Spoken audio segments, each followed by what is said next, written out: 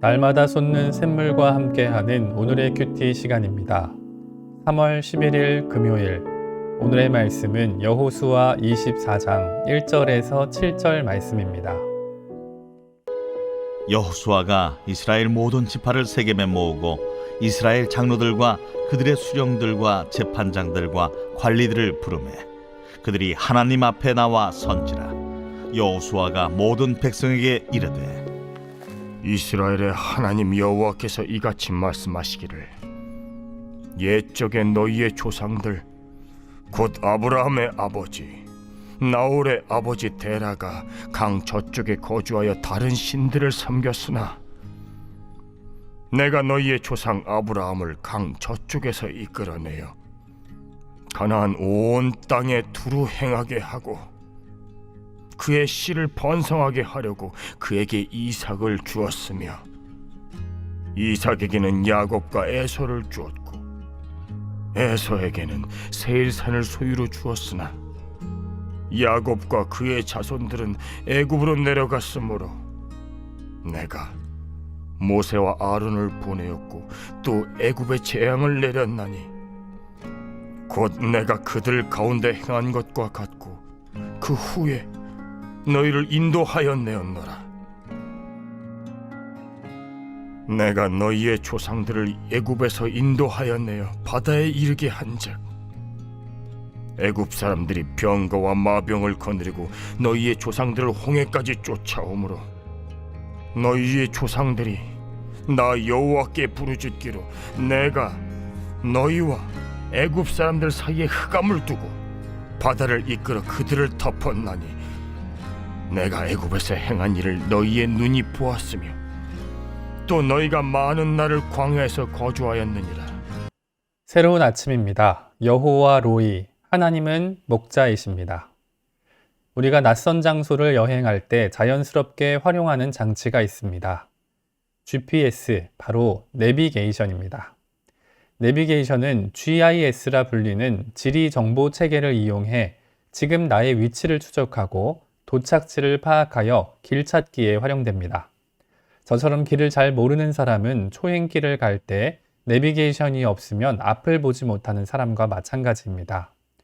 또 아무리 능숙한 운전자라도 잘 모르는 새로운 길에 접어들면 내비게이션에 나타난 지도를 보고 음성을 들으며 긴장하는 모습을 보이기도 합니다.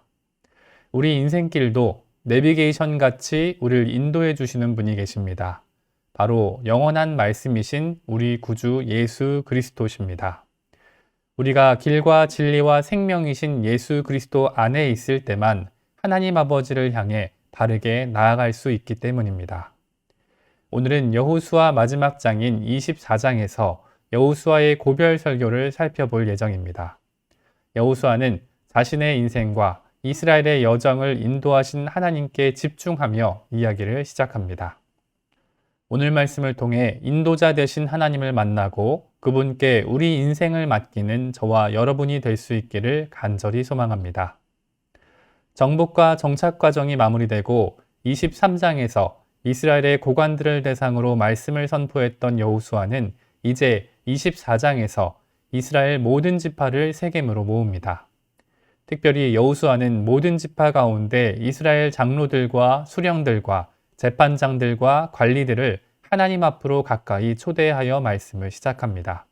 일부 학자 중엔 세겜으로 언약궤가 옮겨졌기에 하나님 앞이 언약궤 앞이라고 말하는 사람도 있지만 대다수 학자는 여호수아 18장 1절에 실로에 세운 회막이 사사기 18장 31절까지 그대로 있었을 것이라고 말합니다. 그렇다면 그들이 하나님 앞으로 나왔다는 것은 여호수아를 통해 선포된 하나님의 말씀 가까이, 즉 하나님의 임재 가까이 나아온 것으로 보는 것이 적절한 해석일 것입니다.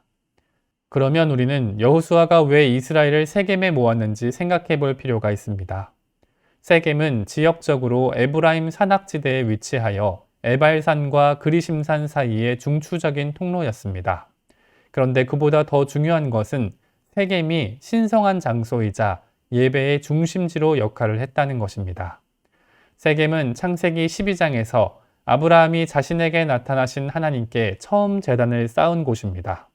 또 그곳은 야곱이 창세기 33장에서 베크시타의 밭을 산 장소이자 창세기 35장에서 각종 이방 신상과 우상을 상수리 나무 아래 묻은 곳이기도 합니다. 뿐만 아니라 세겜은 여호수아 8장에서 가나안에 들어온 이스라엘이 율법에 따라 제단을 쌓고 율법의 모든 말씀을 낭독한 곳입니다.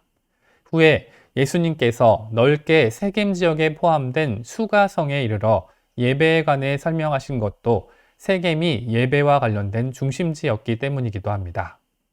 여호수아는 비록 나이도 많고 늙었지만 여호와 하나님의 말씀을 분명히 받아서 이스라엘 가운데 전달합니다. 성경은 여호수아를 특별히 선지자라고 소개하고 있진 않지만 여호수아는 예언자들이 전하는 말씀 공식을 따라 하나님의 말씀을 전하기 시작합니다. 이스라엘의 하나님 여호와께서 이같이 말씀하시기를 이라고 말입니다. 그리고 이어지는 2절로 13절의 말씀은 여호수아의 이야기가 아니라 여호수아라는 도구를 통해 선포된 1인칭 관점의 하나님 말씀입니다. 2절 하반절부터 시작된 하나님의 말씀은 이스라엘의 역사를 아브라함부터 시작합니다. 본문은 아브라함과 나홀과 하란 형제 중에 아버지보다 먼저 죽은 하란을 빼고 아브라함과 나홀을 소개합니다. 이는 하나님께서 아브라함만 인도하신 것이 아니라 후에 이삭의 아내이자 야곱의 어머니가 될 나홀의 손자 리브가 역시 주권적으로 인도하셨다는 사실을 보여준 것입니다. 이어서 3절과 4절엔 이삭과 야곱, 에서에 대해 기록하고 5절로 8절에는 모세와 아론 그리고 출애굽과 광야에 대해서 간략히 요약합니다. 그런데 본문 2절부터 13절까지 연속해서 읽다 보면 이곳에 내가라고 기록된 단어가 상당히 많이 사용된 것을 보게 됩니다. 히브리어는 대명사 주어가 따로 있긴 하지만 동사에 접두어나 전미어를 붙여서 그 동사의 주어나 목적어가 누구인지를 표현하기도 합니다. 그런데 독특한 점은 3절을 보면 한글 성경은 단 한 번 내가라고 말하고 있는 것 같지만 히브리어 원문에는 내가라는 접두어가 3번이나 사용되었다는 것입니다. 또 2절로 13절까지 하나님의 말씀을 선포하는 단락 전체를 살펴보면 원문에는 내가라는 말이 총 16번이나 사용된 것을 확인할 수 있습니다. 그것이 무슨 말입니까? 이스라엘을 준비하시고 구원하시며 인도하신 것은 사람이 아니라 하나님 자신이라는 뜻입니다. 3절에서 아브라함을 이끌어내시고 이삭을 주었으며 4절에는 에서에게 산을 주었고 5절에서 모세와 아론을 보내었고 인도하여 내며 6절에 바다에 이르게 하시고 7절에 흑암을 두고 적의 병거와 마병을 바다로 덮으신 것 모두 살아계신 하나님 자신이 하신 일이란 말씀입니다. 하나님께서는 마치 암탉이 그 새끼를 날개 아래에 모음같이 당신의 사랑하는 백성을 당신의 품 안으로 인도하셨다고 말씀하시는 것입니다. 그리고 하나님께서는 오늘 저와 여러분도 당신의 품으로 인도하고 계십니다. 오늘 말씀을 마무리합니다. 우린 오늘 여호수아 24장에서 고별 설교 앞부분을 살펴보았습니다. 여호수아는 신성한 장소이자 예배의 중심지인 세겜에서 모든 이스라엘 백성을 불러놓고 선지자처럼 여호와 하나님의 말씀을 선포합니다. 하나님께서는 여호수아의 입을 통해 말씀하십니다. 내가 너를 안다. 내가 너를 너의 아버지와 할아버지 때부터 구별했다. 내가 너를 죄와 사망의 권세로부터 해방시켰다. 그리고 너를 약속의 땅으로 인도하고 있다라고 말입니다. 그렇습니다. 하나님께서는 우리의 영원한 인도자가 되십니다. 우린 하나님의 말씀 없이 우리의 인생길을 한 발짝도 나갈 수 없습니다. 주의 말씀은 내 발의 등이고 내 길의 빛이시기 때문입니다. 예수님의 구속사역 이후 지금은 진리의 성령이 오셔서 우리를 모든 진리 가운데로 인도하시고 계신 때인 줄 압니다. 여러분은 아침에 일어나서 눈을 뜨고 머리를 빗으며 이를 닦고 옷을 입는 일에 얼마나 예수님께서 필요한지 알고 계십니까? 여러분은 여러분이 신발을 신고 커피를 마시며 휴대폰을 보고 소파에 앉는 일에 얼마나 예수님께서 필요한지 깨닫고 계십니까? 여러분이 만약 여러분의 일상 속 사소한 모든 일까지 예수님께서 얼마나 필요한지 모르고 계신다면 아직 여러분은 예수님의 인도하심을 따라 살아가지 못하고 있는 것일지도 모릅니다. 한 번뿐인 인생길, 저와 여러분의 초행길인 인생 속에서 우리 영원한 내비게이션 되신 예수님 말씀을 놓치지 않기를 소망합니다. 이 말씀을 듣고 또 우리는 머리를 빗고 이를 닦으며 커피를 마시고 휴대폰을 볼 것입니다. 그때 여러분은 쉬지 않고 긴장하며 예수님 말씀에 귀를 기울이시겠습니까? 인도자 되신 예수님을 만나고 그분께 우리 인생을 맡기는 저와 여러분이 될 수 있기를 간절히 소망합니다. 함께 주님 가르쳐 주신 기도로 말씀을 마무리하고 개인적인 기도 제목과 자신이 속한 공동체를 위해서 또 한국 교회와 세계 열방을 위해서 기도하기를 원합니다.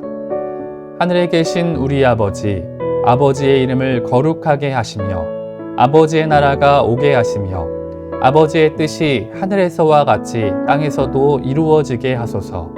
오늘 우리에게 일용할 양식을 주시고 우리가 우리에게 잘못한 사람을 용서하여 준 것 같이 우리 죄를 용서하여 주시고 우리를 시험에 빠지지 않게 하시고 악에서 구하소서. 나라와 권능과 영광이 영원히 아버지의 것입니다. 아멘.